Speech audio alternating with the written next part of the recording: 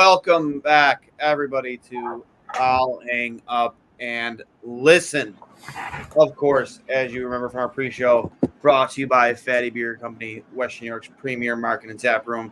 Me and producer Steve were down there at their downtown Buffalo location today, where they had $5 drafts for all Bud Club members and $5 drafts of their F Yeah beer for everybody. And I had an opportunity to have it, and it was delicious. Has a big hit of mango to it. Not a big beer drinker myself, but very, very, very good, tasty. Make sure you go check out Fatty Beer for all their drink specials at all their locations. And, as Steve, I think you alluded to, if you're picky about beer, it's hard to be picky at at Fatty Beer because they have over 300 beers to choose from. And as always, Buffalo go. Steve, we upheld our tradition of going to the home opener. And you sure did. I had fun. Tried to take down the Dominator burger, which I joked, guys. For all those watching who have seen the posts about it, who've seen our post about it, I joked about it before I knew how much it cost. It's like, watch them charge $39 for this fucking thing. And Steve, how much was it? It was $39. You gotta be kidding me. For a burger and a small a fry that wouldn't even be a small fry at McDonald's, guys. At McDonald's. Like, blown away. $39. But me being the guy who's going to always respect the Dominator. He's my guy. He's right there, as you can see him. The lithograph behind me. Greatest goalie ever lived. Greatest player ever put a Sabres sweater on.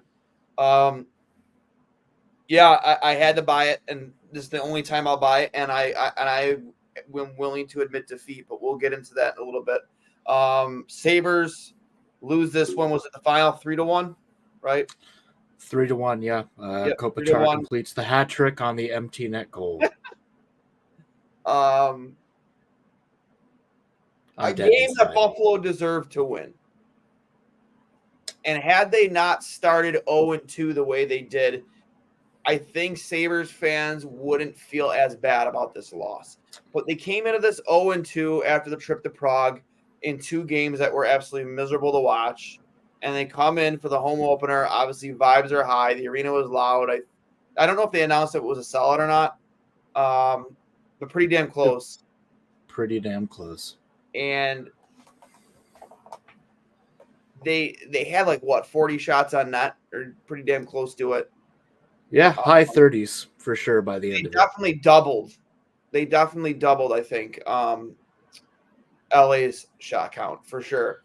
But pretty darn close for sure. Yeah, I mean they got goalied again, and they did it in the first. They got goalied in the first game by Markstrom. Yes, they didn't really give Jake Allen much of a challenge in the second game, and then again Darcy Kemper, they get goalied by him tonight, and a couple clicks for Darcy because a couple clips for Darcy. There's a name. There's a Wrong name. Darcy. Wrong Darcy. I would take that Darcy back in a heartbeat right now. I'm not gonna lie to you. I honestly, I don't think it's a hot take. I don't. Bring them back together. I don't think it is. I don't Bring think them it is. together. Well, not to get sidetracked, but a couple clicks for Macklin Celebrini about 15 minutes ago. He scored his first goal in his first game ever. So, way to go, young man. Welcome to the league. He's going to be electric to watch. It was a pretty low goal, too. Guess what he did? He drove the net, Duane. Guess what happened? He was rewarded for driving the net. Yeah, crazy, right? Up this preach. This 18-year-old's got it figured out. But anyways, listen, we could talk about the deserve-o-meter bullshit all you want, who deserved to win. Yeah. At the end of the day, the Buffalo Sabres lost because they didn't take advantage of the opportunities they were given. They made stupid decisions with the puck when they had grade A opportunities. I mean, Alex Tuck was in alone on a break, pretty much a breakaway, and he shot it a country mile wide than that. He hit a post. I mean, I don't think I've ever seen a hockey team hit more posts than the Buffalo Sabres. And Yeah. just waiting too long to take shots, not taking shots, and trying to force passes that aren't there. We've seen it multiple times tonight. And you want to know what, man? You had a 5-on-3 in the first period. First You had period, a 5-on-3 for almost like at least an hour, a minute and a half. Yeah, yeah. and your power play looked abysmal, Steve. Abysmal. Abysmal. Yeah, I don't know if Matt Ellis is still pulling on those puppet strings from the press box where he's apparently supposed to be hiding and looking at video all night. But whatever horrible instincts he taught them in the last couple of years as the power play specialist need to be, I don't know, eternal sunshine out of this team's fucking mind. I agree. Because every last one of every power play, instead of just trying to set up Tage for the one-timer, now it's just we're trying to set up the guy directly in front of the net, but he's triple covered. Mm-hmm. If he's triple covered, you have to try something different. But they refuse to adapt and try something different. It's like, well, this is the set play we know, so this is what we're going to try. And yes, it is a different play than give the ball to Tage, but it's still like the problem is that like you cannot adapt on the fly and make the move that you don't want to make that's still going to find a way to work.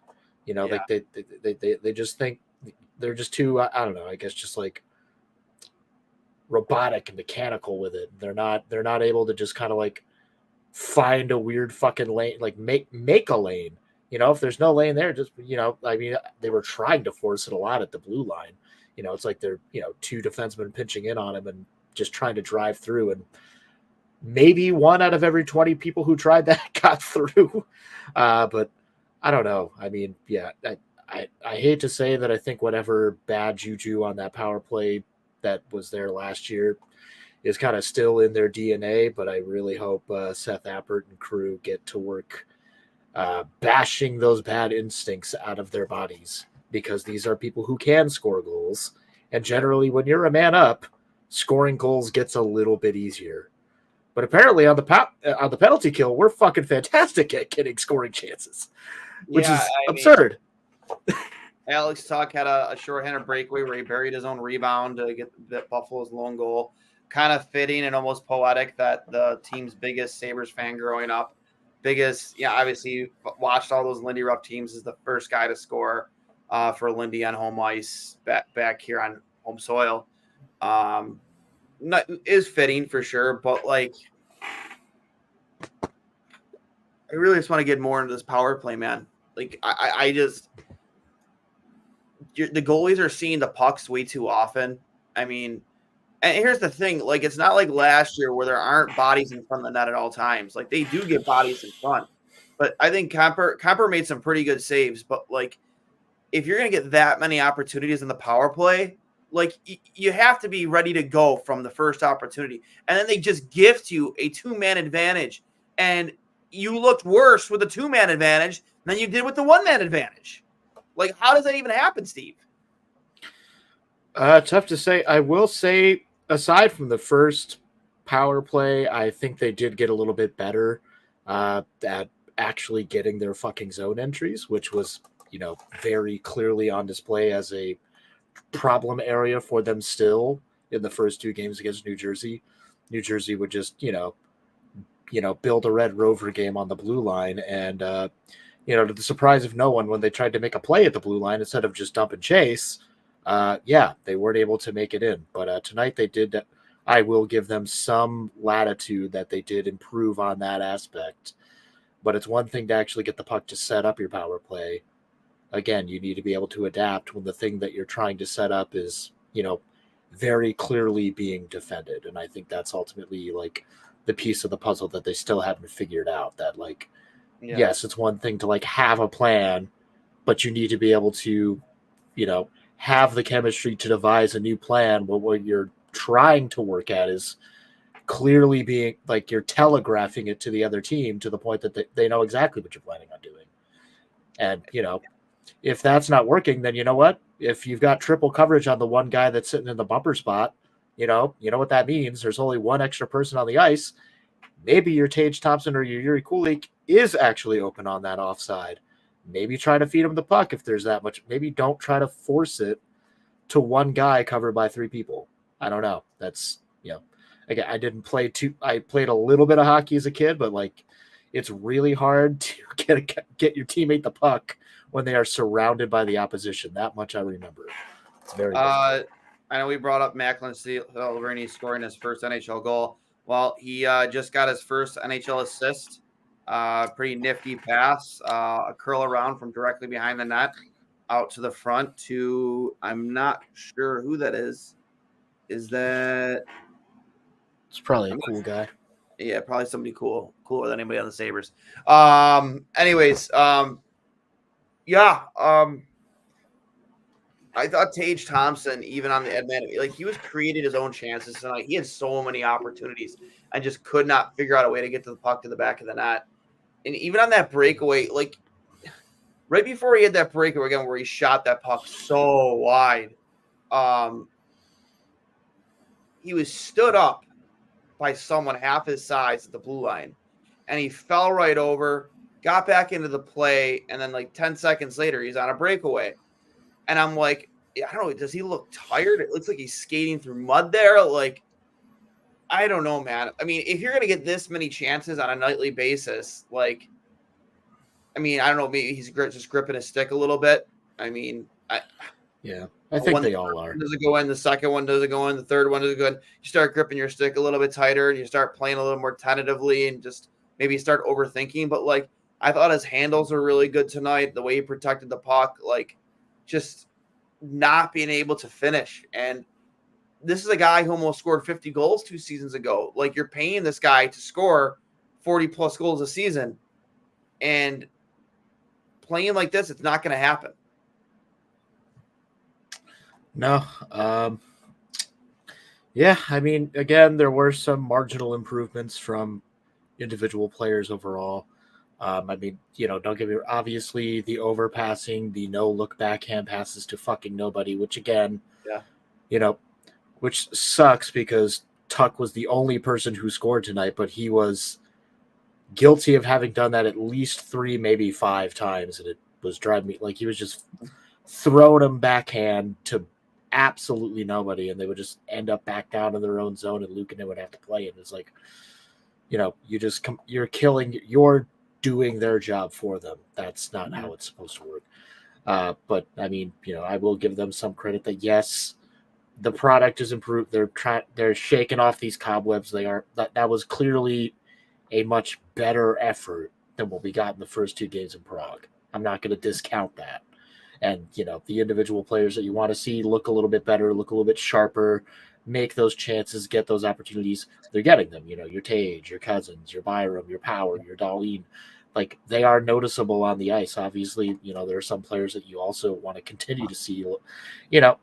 I'm not seeing as much out of Jack Quinn as I want, and I don't know if that's just because nothing out of Jack, honestly. Yeah, I mean, I think it's just that the fact that he played maybe not even 20 games last year. He was pretty much out for the count all season. So like he was out for several months, got like maybe a month worth of games in, and then took another 6 months off between the off season and now. Like I think with that, if nothing else, I think it's just conditioning. I think he just needs a few more games to just like get back into like, game ready fitness, because it's one thing to exercise, but it's another thing to go out there and bust your hump for 15, 20, 25 minutes a night. He's a young man, so I'm sure he's going to get back there quicker than you and I would. But, it's definitely going to take some time. So I'm going to try to be a little bit less critical of him, but I do want to see more because we know what he's capable of. He's a filthy shooter. He's a pretty good all-around player. He's not quite JJ good all 200 feet of the ice, but he's pretty fantastic. And with JJ out for who knows how long, dude needs to step up a little bit. He's in a contract year too. Yeah, we like JJ Paterka. I mean, whatever extension he gets, I thought they should have tried to get it done earlier. Personally, kind of like what you did with Tage and other players in this team. Buy in to what you think his glass ceiling could be. Get it while it's done early. Maybe Paterka is just like kind of smart and just not doing it. But I don't know, I man. mean, I mean, his agent's Alan Walsh. So if anyone's going to play hardball, it's Alan Walsh. It's gonna be him, yeah, absolutely. And if you guys watch his podcast or his podcast too, or listen to his podcast, it's very good. Agent Yeah. Provocateur. Yeah, Jack Quinn. Before we get into that, your points on Jack Quinn. I want to give him the excuse of the rust and not playing a lot, obviously, but like outside of that, I mean, he's in the same boat as a lot of the players in this team. Like you're on a new team with a new coach. I mean, they're all professional athletes. How long does it realistically take to knock off some rust? You played the preseason. You know, you played all those preseason games in Europe. You know, you should be just as much ready to play as every other player on that team. Dylan Cousins too. This goes for him too. Like those are two guys. We talk about Jeff Skinner and how do you replace his scoring? Well, you know, Jack Quinn is at the top of that list, right? Like you almost, Oh yeah, for sure. Like Jack Quinn was supposed to stay healthy last season, and that was a guy who was going to make up for the fact that you weren't bringing anybody in free agency or via trade. Because realistically, the only player last season you brought in was the guy you drafted in Zach Benson. Well, now you got rid of Jeff Skinner. You didn't have Casey Middlestat. You need to make up those points somehow. And you're doing the same thing again, relying on players like Jack Quinn and Dylan Cousins, who came off a terrible season. And then hoping that guys like JJ Paterka continue to progress and really hoping that there's no injury issues. And I don't know, man, it's just not good enough. It's just not good enough. The Sabres have only scored 3 goals in 3 games played. That's embarrassing, Steve. That's embarrassing. I can only imagine what Lindy is saying to these guys. Yeah, I mean, for a team that made scoring 6 goals a night at home a meme, to get 3 total goals over the course of 3 games played. I think somebody in one of our group chats informed us that the Islanders have scored 4 goals tonight. The Islanders, like on par with the early 2000s Devils in defensive, boring fuck hockey, are scoring more goals than the Buffalo Sabres. All of them combined in 3 games. Yeah, that's bad. That it goes without saying that that's bad. But at the end of the day, you can show them video, you can yell at them all they want, but yeah, at a certain point, the onus is just solely on the players.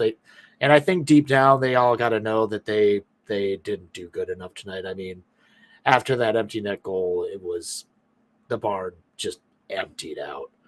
I don't think anybody stuck around to see the fan salute after that one, despite the valiant effort it might have been. Was there a I don't know. We were walking towards the doors, man. Yeah. But if there was a very small audience to give them golf claps as they went to the locker room. But we saw a lot of hats being thrown on the ice at the end there, and the penalty on Zucker was BS. Even though he did like reverse hit him when Zucker had, it didn't make. I still don't understand why Zucker chose to try and hit him when Zucker had possession of the puck. It didn't make a lot of sense to me. I think that whole sequence could have been avoided had you just continued to maintain possession of the puck and not try and pull this. I'm gonna hit you to protect. Like there's other ways to protect the puck there. But it was definitely a BS call because he came nowhere near his face. Was it Clark? Was it Clark's face? Yeah, it was Clark. I mean, in the replays, you see maybe he might have got a little shoulder on the chin, maybe. And I agree. At the end of the day, there's a time and place to stand somebody up when they're trying to pressure you for the puck in that battle. That wasn't the time. Maybe that little contact to the chin with your shoulder wasn't the place. Tough to say. I did, obviously, I don't want to, undercut a hit to the head after Dylan basically took Paterka's head off just a few nights ago. But I mean, obviously, 2 wildly different hits. But I did see a little bit of that head going back shit, and I'm not sure if that's, a little bit of embellishment from Clark or if there was some legitimate contact. But at least in the replay, I do feel like I saw a little, little shoulder on chin. But I don't think it was, it wasn't quite, my whole body is pressing into your face, and you're just gonna see stars for a minute. Wasn't quite that egregious, but yeah, that definitely wasn't the time or place. And then Samuelson taking a chop so hard that the stick breaks. That's kind of hard to argue against. I mean, Sammy's a big boy. He's a fucking lumberjack. He can't be chopping like that and not expect to break a little wood. Got to be careful out there. You're bigger than a lot of these players. You gotta know your strength sometimes. And I mean, again, bit of a soft call, especially when they're already on the power play as it is. But when the stick breaks, it's really hard to, it's really hard not to call that when it's so obvious. But again, yep. In term of the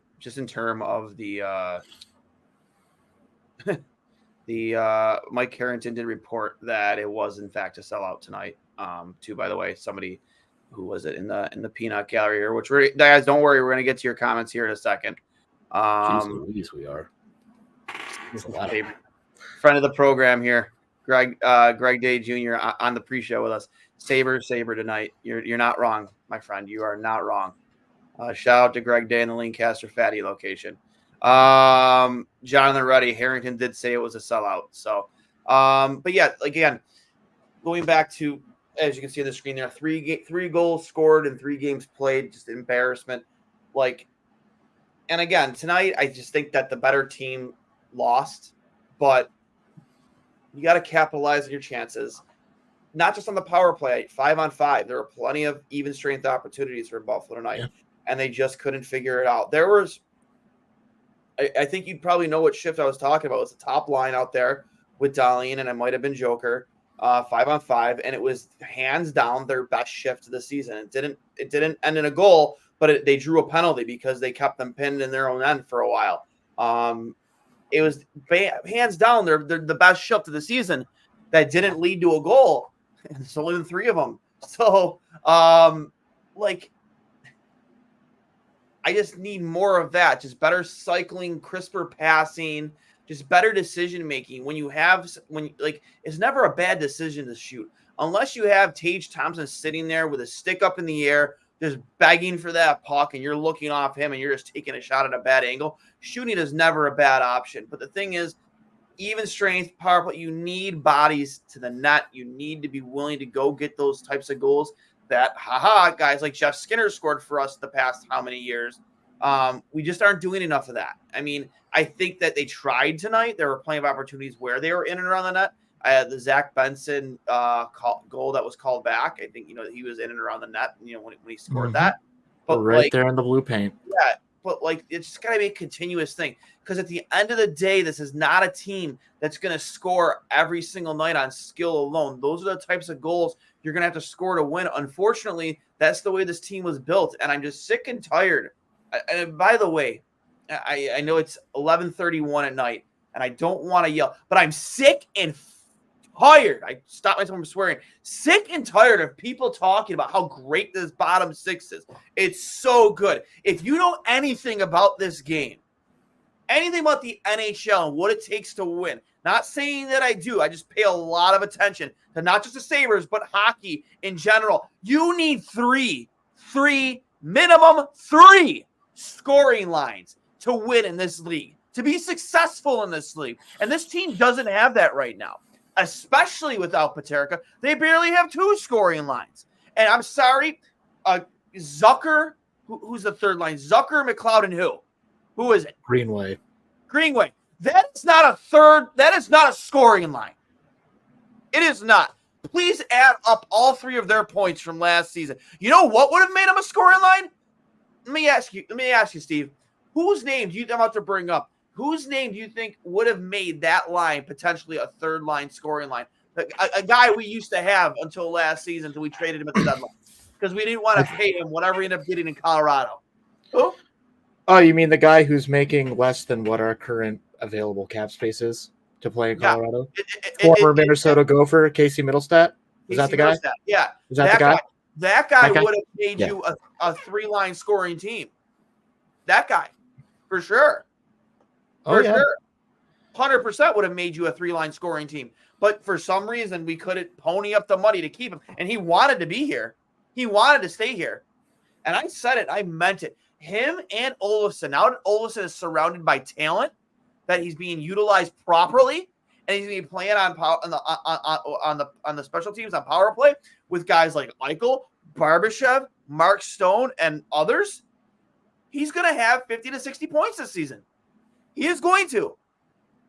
He is just going to benefit from being on the ice with guys like that. I've said it 100 times. I've said it 100 times. It was obvious where he was going the second he hit free agency, because Jack Eichel might have told you himself back when he still played for Buffalo, when he was on the Spit and Chicklets podcast, and flat out said he loved playing with this guy because he can score 40 goals in his sleep. And he truly meant that. So I knew exactly where he was going. He's going to go and he's going to get a decent amount of playing time, maybe not at even strength, but definitely on the power play with a guy like Jack Eichel, them playing both of those sides. Guess what? Good luck stopping that. 2 of the best shots in the league. And he's going to put up anywhere between 45, I think, to 60 points this season. And he's going to have 30-plus goals. Mark it down, underline it, and highlight it. And I think Casey Middlestat, playing in the position he's been put in Colorado, you can easily say he's going to score 60-plus. So I feel very confident saying maybe not 120-plus, but 105 to 110 points or more, absolutely, for those two combined. And those guys are both on your squad, and just utilized properly in the right way, could have produced for your team. But no, Kevin Adams doesn't want any of that, right? Kevin wants players that definitely want to be here, that just breathe the character of the Buffalo. We don't even have a fucking identity, dude. We have zero identity. Nobody knows what the Buffalo Sabres identity is.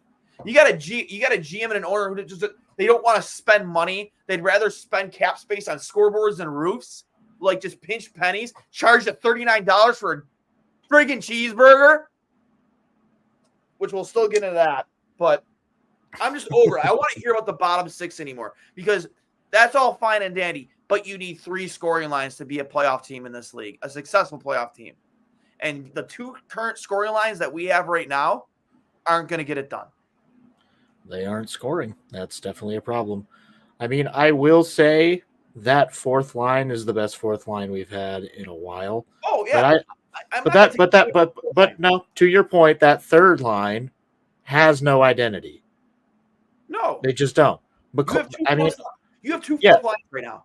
Maybe like a 3.5. I don't know, but like I mean, McLeod and Zucker just got here from completely different clubs with completely different systems that still haven't acclimated to whatever it is Lindy and Appert and the gang are trying to actually implement here. And, obviously with the Peterka outage, people who would normally probably be there on a permanent basis are moving up and down the lineup in positions where maybe they should or shouldn't be. Again, I personally would like to put Greenway down on the 4th line there with Mallinston and Lafferty, while Abe Kubel is out, maybe put Krebs in that 3rd line role, because at the end of the day, and not to say it's not because Krebs is in any way, shape, or form earned it, but at the end of the day, he was drafted to be a playmaker. And if you just sent your last truly good playmaker to Colorado, this is the year to see what you have in him. And if you have nothing, move on before you sign him to an extension. But then if you find out, actually that thing that he was drafted at because he was so good at it, he's still kind of good at it. If Krebs and Zucker can develop any kind of chemistry, Zucker is capable of scoring goals. Up until last year, he was doing it pretty much his entire career. You could count on him for like a solid 20, which is fine. You don't have to be a game breaker, but having a guy who can score that clutch goal is very fucking useful. Mm-hmm. And right now, if the game plan once Peterka's back is eventually, Kulik gets his 9 games and then they have to make a tough decision, unless either Krebs or Greenway moves on to another club, in November or something, probably the writing's on the wall that unless Kulik is so good you can't possibly move on from him, he's probably going to be going to Rochester at some point this fall. Yeah. And then with that said, you have to, with the people who are left here, I think if you're gonna keep spending any time on the Krebs experiment, now is the time to put him in a role where he might actually be able to do the things that, made him a first round draft pick, which was to make sick passes to people who are good at scoring goals. And I mean, sadly, the two people he's doing that to are McLeod and Zucker, who have been playing mostly defensive kind of roles in their teams in the last few years of their careers. But they are people who have the capacity to score goals when given, the right space and time. So you gotta fucking figure that line needs some identity. But that said, fourth line, love it. So glad we're off the Gergensen Zakposo train. That was fucking line. boring. Like, Mallinston, Lafferty's fucking sick. I love Lafferty. He's fantastic. Yeah, he never does a fucking stupid thing on the ice. Line. But that's all you need. You don't need, like, I'd be fine with those guys playing a few more minutes a night against the better competitive lines, and have a third scoring line rather than have essentially a third line that might score every once in a while, and then a fourth line who's just there to do what they're supposed to be doing, is locking down the other team's top players and just being tough and tough as nails to play against. They don't have that. And one of the biggest concerns too is, now that you do have two bottom lines like that, is your stars aren't shining. Tage Thompson, as we talked about, he's not finishing. Dylan Cousins and Jack Quinn have been non-existent. Alex Tuck, great to see him get on the board, but still, like, you need these guys, like, on the score sheet every single night. I know JJ is like a big loss for you, but like, you need these players to be on the board on the score sheet every single night, and so far it hasn't looked good. Yeah, their productivity cannot be as wavering as a coin flip. It needs to be basically a certainty that you can, bet that they're all going to get at least 1 point, And I think at this point, I don't think Rasmus Dahlin has recorded a single point, goal, or assist this whole year, which is and his giveaway led to that game tying goal as a boneheaded play. Yeah, that was pretty unfortunate. Yeah. But yeah, stars definitely aren't shining. Again, I think, there's definitely a part of that's got to be the pressure. Like, they know that this is a real do or die season. If they don't get it fucking done, they could be looking at a Chicago style fire sale. Yeah. Like, just, if Kevin Adams gets the axe, everybody just, maybe that'll finally be what gets Terry Pegula to decide to sell this fucking team to somebody who actually cares. I don't know. Just completely fucking clean house, maybe keep Lindy on as a relic. I don't know, but like, just completely start over. Anybody and everybody is expendable. Anybody and everybody is movable. Aside from Dahlin, there's not a soul on the team that's making a truly unaffordable contract. Just start from scratch, tear it down to the studs. But like, so there's definitely obviously that pressure. They're shouldering the 13-year playoff drought that most of them were probably 10-year-olds at the start of. But that, at the end of the day, it is now your burden to bear. You wear this crest that is part of what you have signed up for. And, at the end of the day, these are professional athletes at the top of their game being paid millions of dollars to be good at a sport. At a certain point, you do have to show up and do your job like anyone else who is paid to do a job. Yeah. And if you're not going to do your job, you're going to find somewhere else to do your job. But it sure as shit won't be here. I can agree with you more there, Steve. Before we get to the next, kind of like the very wrapping things up here, I definitely want to hit. There's a lot of comments here in the peanut gallery. From Greg, better team loss. Cooley, I will say Cooley did look good tonight. He looked a little more comfortable out there, so a couple clicks for the kid. Yeah. Too many posts, terrible call on the Clark kid. Good call on Samuelson penalty. He has to be better. Yeah, and Lindy called him out on that too. Like, Lindy said that he needs to have more composure. And that was the right call. 10 times out of 10, you call that penalty. 9 out of 10 teams that play like Buffalo did. It's a two-parter and make the playoffs. Terrible reffing, terrible puck luck. Go Sabres. Yeah, again, the better team lost tonight. But here's the thing: it's not you like games like that happen where you maybe you don't show up, but you still come out with a win. Like LA, yeah, they were lucky to win. But here's the thing. They buried the opportunities they were given. They were gifted a 5-on-3 opportunity late in the third period. And guess what? They capitalized on it. whether you like it or not, whether you like the calls or not. They capitalized, and we didn't. We didn't when we had a 5-on-3 to start the game, where we could have really set the tone and gotten one by Kemper and not allowed him to get into that groove that he was in all night. Just get one by him, real quick and early. But you didn't. You didn't take advantage of your opportunities, and that was the difference. From Joey Hatch, 0-3. Yeah, I know.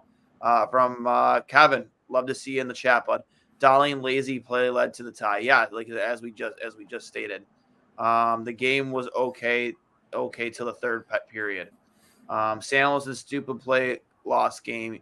He should sit Saturday, put Gilbert in. I'm actually interested in Denny Gilbert play because we know how much of an edge that guy plays with.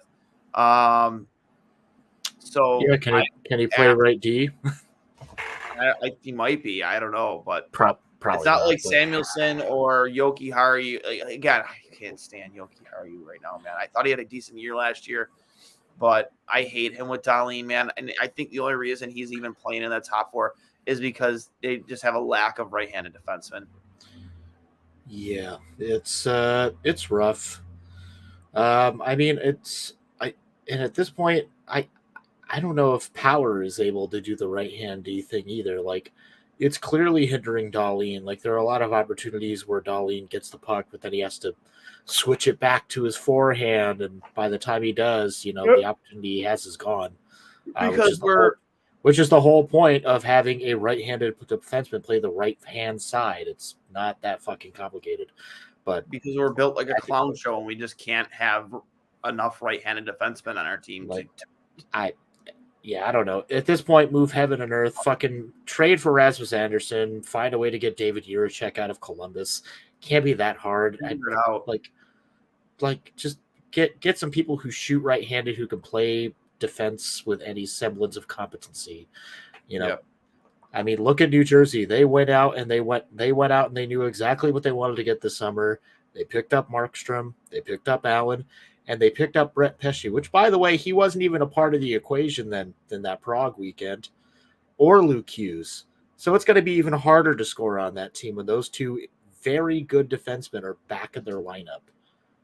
Because it's not just the Dougie Hamilton show back there. Eventually, it will also be Luke Hughes and Brett Pesce, who is also a fantastic defenseman, who's a right-hand shot for what it's worth. Back up the money truck and pay a guy like that. But the new roof, though, it's going to put up a lot of fucking points this year. I know. From Joey Hatch here, players were aggravated breaking sticks. This is already a disaster. I know only 3 games in, but this is how we started every year and always missed the playoffs. Yeah, we're looking at 14 dead, deer in the headlights, dead in the face. It's not looking good. Big fungus, much like this hockey team. Hot take, but this team looks worse with Lindy than it did with Granato, and the bottom 6 mostly changed. I don't agree with that because the team was so bad last year. I think it's going to take Lindy a little bit to really get his claws in on this team and the identity of them, and accountability isn't going to happen overnight. You saw, you mentioned, he kind of called out Samuelson in the press conference. I imagine that's not the end of that. There's going to be a conversation there, or maybe some type of discipline, because he directly mentioned Samuelson's lack of composure in a big crunch time situation that led to a game-winning goal. You can't really control a bad call from a ref there against Zucker, but Samuelson not having control over stick, taking that slashing call. That was, and I expect some type of accountability there from Samuelson when it comes to Lindy Ruff. So I think we're gonna need some more time before you see that. Our boy Trevor, hold me now. The Sabres are 6 feet from the edge, and I'm thinking, Steve, maybe 6 feet ain't so far down. The 5-on-3 drums in my band. Power threw a pass to nobody, and we lost the zone. I don't know, man. It just looked disheveled. You know what I mean? It looked on a 5-on-3, you really don't have to rush things. You have time. And they had a longer 5-on-3. They took a penalty. They took that second penalty within 30 seconds of the first one. So you have time to work around. You don't have to rush things. You can You can be patient with it, and they just did not seem willing enough to be patient. Rushing passes, like you said, the power pass to nobody.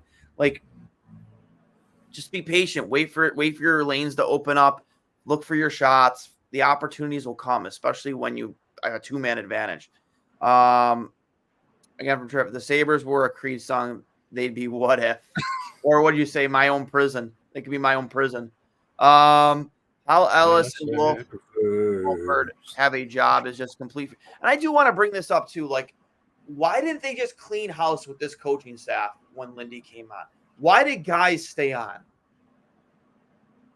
Can someone please explain that? Because it makes no sense to me. Like don't it normal pick their own staff? Like, okay, I get Seth Appert. Maybe he was ready to make the jump up to the NHL, but like, why is Matt Allister? Why is Wolford still? I don't get it. Why wasn't he allowed to pick his own staff? I could only speculate, but I think the answer might rhyme with Larry Regula. Larry Regula, that could be it. Don't want to pay It's more possible. coaches. Paul Hamilton used to defend Granado, saying, if you need a coach to get effort out of you, then you don't belong in the NHL. I would rebuttal. It's not an effort problem. It's a tactics problem. Yeah. Sabres are 0-14 for season on the power play. I think they're 0-11, not 0-14. I don't know if you're counting maybe that Red Bull game, but they're 0-11. Both are pretty grim. Yeah. We don't need to split hairs on that. It's bad now.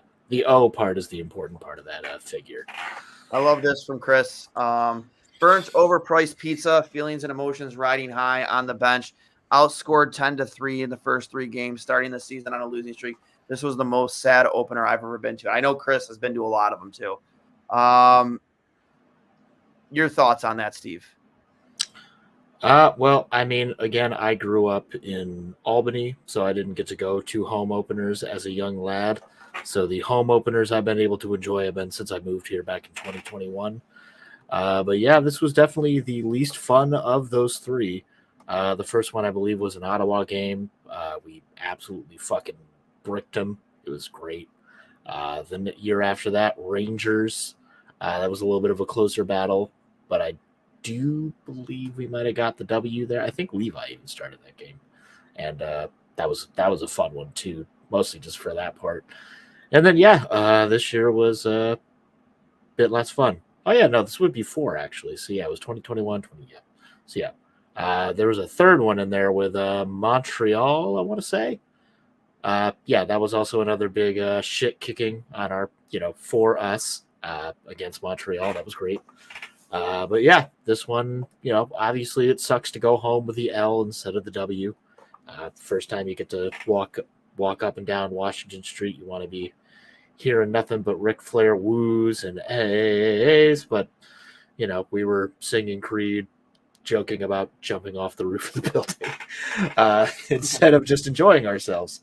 So yeah, I think of the 4 I've attended, again, it's a much smaller sample size, but it was definitely the least fun of those. Yep, I agree. Before we get to the Dominator, Samus looks horrible this year. On top of how many effing posts did we hit, and their team this game would have been 5-1. Again, I don't think anyone wants to disagree. Like, this game should have been in Buffalo's favor. Like, they should have won this game 4 or 5-1. I couldn't agree with you more. Unfortunately, that is not how the cookie crumbles. And I know I knew the answer to this question too. I know Adams is friends with Ellis, especially.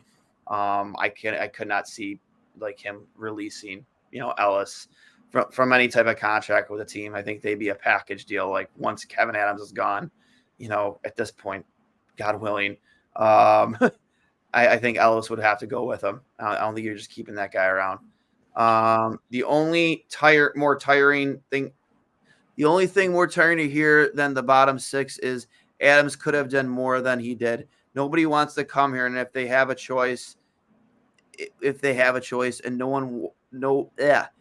no one that can stop a trade isn't worth it, in my opinion. I'm just, with the cap space, I'm willing to overpay people that get here. Make them want to come here. Money talks, BS walks, and you had the cap space. Like, the guys you brought in, you had the money before buying out Middlestat. to bring those guys in. You already had that money. Like, you spent money that you already had, and then you buy out Jeff Skinner. And, the running joke is that's, that's where the roof went. That's what went towards the scoreboard. Like, it's like a joke, but like there is like a chance that could be true. You know what I mean? Like, it's crazy. Yeah, I mean, there's definitely. I mean, you definitely don't want to run the risk of some of those wild overpayment contracts with some very interesting term. I'm kind of looking at Seattle specifically. That Chandler Stevenson deal is a little rich for my blood. Uh, I'll be a little bit more lenient on the Montour deal because, I mean, he's proved that he is a very versatile defenseman. Again, the term's a little bit long and the price tag's a bit high, but, Montour's a bit more of a gamer than I'd say Stevenson is overall as a player. But so you definitely don't want to, you don't want to do Taylor Hall 2.0, throw, No, $7.5 million at like Vladimir Tarasenko or something. Like, you don't want to be that foolish team. But we're also the team that gave Jason Zucker $5 million. So maybe we just did that on a shittier car. I don't know. But yeah, I mean, at the end of the day, money that isn't spent is it's not doing you any good. You can't. I mean, unless you're going to throw that $6 million at the ref to look the other way the next time Samuelson breaks somebody's stick, that $6-7 million isn't going to do shit. It could, pay somebody if you try to make an actual hockey trade at some point. Please, soon. Right-handed defenseman, please. Maybe one with some offensive upside, please. I couldn't agree with you more. I don't know. I just need another top six forward. I'm willing to sacrifice another right-handed defenseman if it brings much more scoring offensively to this team. I really don't know. I do want to get to. I'm trying to bring up the old Twitter machine here so we can share some of the fun photos Steve took during tonight's game. Unfortunately, this doesn't want to cooperate. Let's see here. Rate my account. I don't know. Anyways, I took on the Dominator tonight. And me and Steve kind of joked, because we were looking around, like, going through the concourse, trying to find a 300 level. We realized it wasn't on the 300 level. Yeah, there it is. I'm going to try and bring it up here as soon as I can figure out how to get. It's making me re-sign in for some reason. I don't understand why. Yeah, that's weird. It's just kind of dumb. But yeah, for me, we were just joking around, that watch these people, watch them try and charge us $39 for the Dominator burger. And I thought, there's no way, there's no way they're going to actually charge that kind of money just to be funny and ironic for that. They sure did, though. Oh, they sure did. They sure did. When whoever made the decision, whether it was Terry Pagula, Delaware North, whoever it was, they did not as a $39. Let's go. And that sandwich probably honestly cost $5 or $6 to make. The price gouging is ridiculous. And as soon as I can bring this up, I will. But Steve, you want to give them a description of what this sandwich looked like? For those of you who have watched the television series Parks and Recreation, you might be familiar with the Paunch Burger breakfast for dinner for breakfast chili cheese combo burger, where they ask you how many calories is it? Shut up.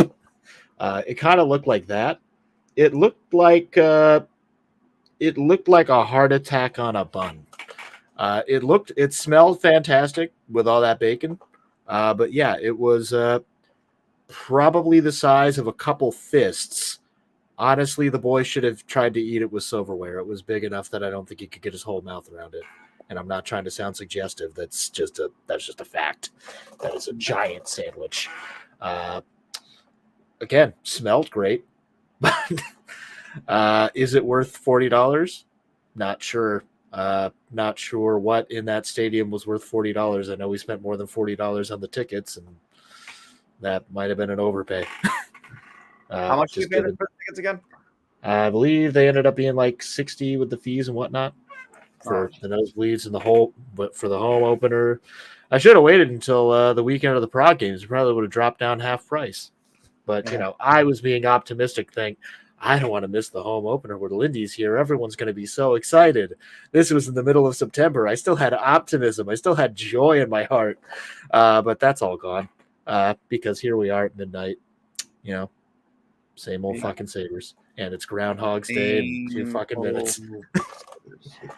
So I got the picture posted up right here. I'm gonna pull it up here in a second. They made me do something kind of weird here for the. I want to bring up the whole tweet because the tweet you put out was pretty funny. Before we get out of here, let's see if I can bring it up here and share the post with you guys. Okay, here we go. So I'm gonna pull it up here. Share screen. Here we go. Window, the Chrome tab. Blah, blah, blah. There we go. Here it is. Let me know if you can see it. Can you see it, Steve? I cannot. Cannot see it. Cannot see it. View tab on StreamYard.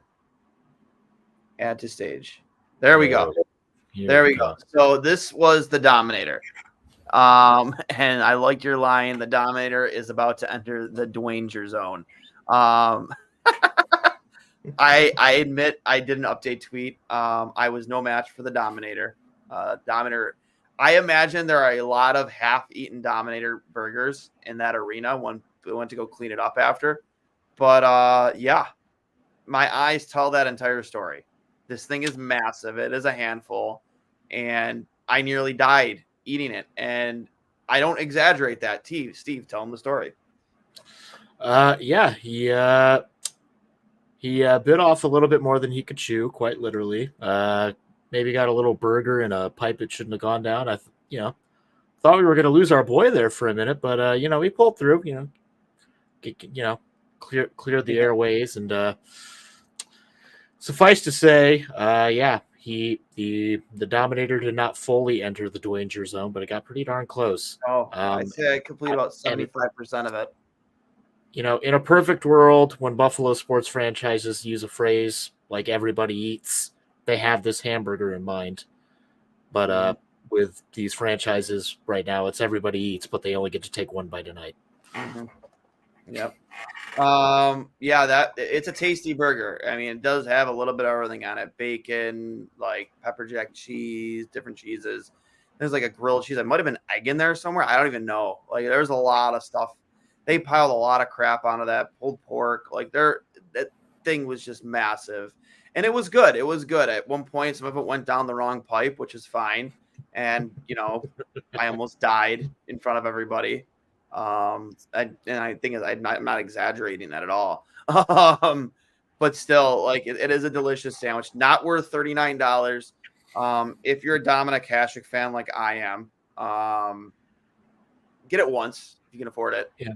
I'm not saying I could afford it, but like, as a Hasek fan, I felt like I had to do it because I feel like you're almost paying homage to him, and while the organization just takes even more money away from me that they don't deserve. But yeah. Not to make light of your choking hazard, but would it be too late to put up a Twitter poll who choked worse, Dwanger or the Toronto Maple Leafs in the first round? This is true. And see how the results turn out in the morning. Yep. Definitely the Sabres. Sabres choked more than me. Sabres choke. I was doing a drive-by shot at the Toronto Maple Leafs because that's the Maple Leafs. Maple Leafs in the first round. Who choked worse? Well, I know, but like, we're applying it to tonight. Like, well, yeah. I mean, yes, we could apply it to tonight. Who choked worse? Every single fucking high and wide shot, or Duane on this fucking? Who choked worse, the Sabres or me? I didn't get booed out of the arena after I couldn't finish that from choking. So I was thinking about it, though. I was a little embarrassed. You're thinking about it? I was going to throw the towel over my face. Yeah, but the Toronto Maple Leafs will forever be undefeated when it comes to choking. Any final thoughts, Steve, before we get out of here? It's late. I wish I wasn't going to bed angry. Kind of am.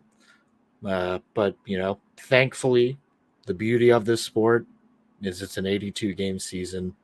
They got a long road ahead of them, and I don't think Lindy is gonna. I hope Lindy steals their shoes so they have to walk on the gravel for a little while, because I think this is a team that just needs to learn trial by fire style. Yeah. We got to stop coddling them. We got to stop. I don't care about your feelings. You're paid to do a job, and right now you are fundamentally failing at your job.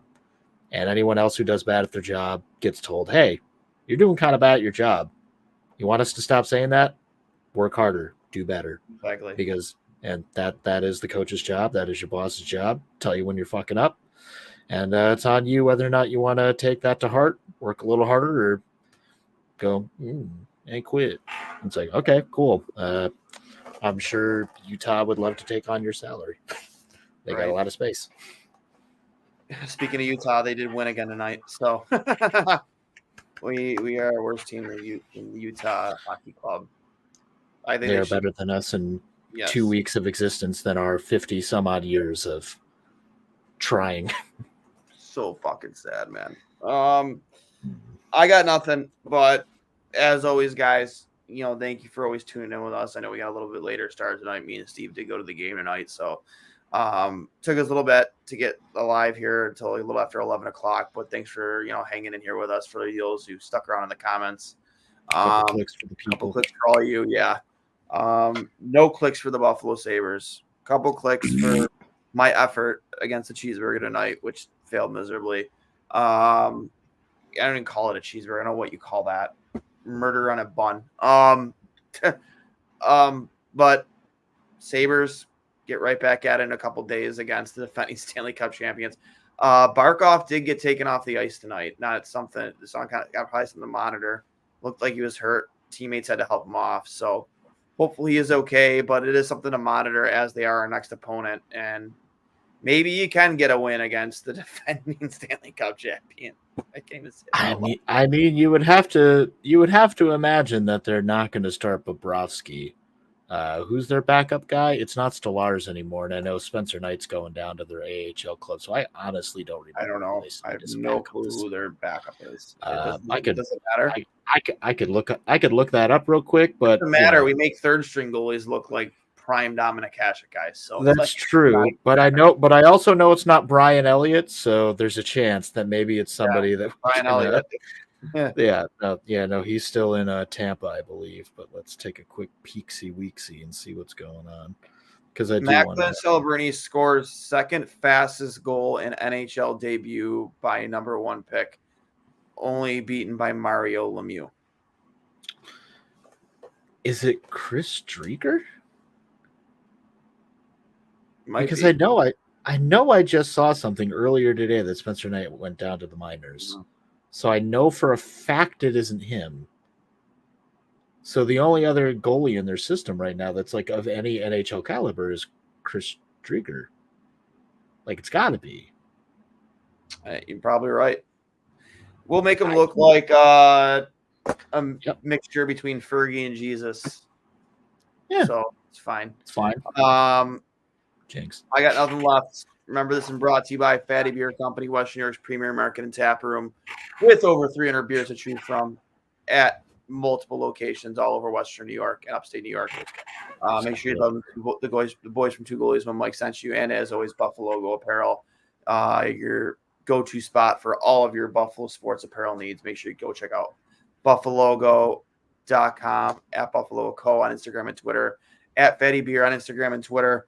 Tell them Two Goalies when Mike sent you. I am Duane for Connor Hurley, who is not here, and of course, producer Steve. Keeping up the tradition tonight. Unfortunately, it didn't go our way, but always, always, always, as always, go Sabres.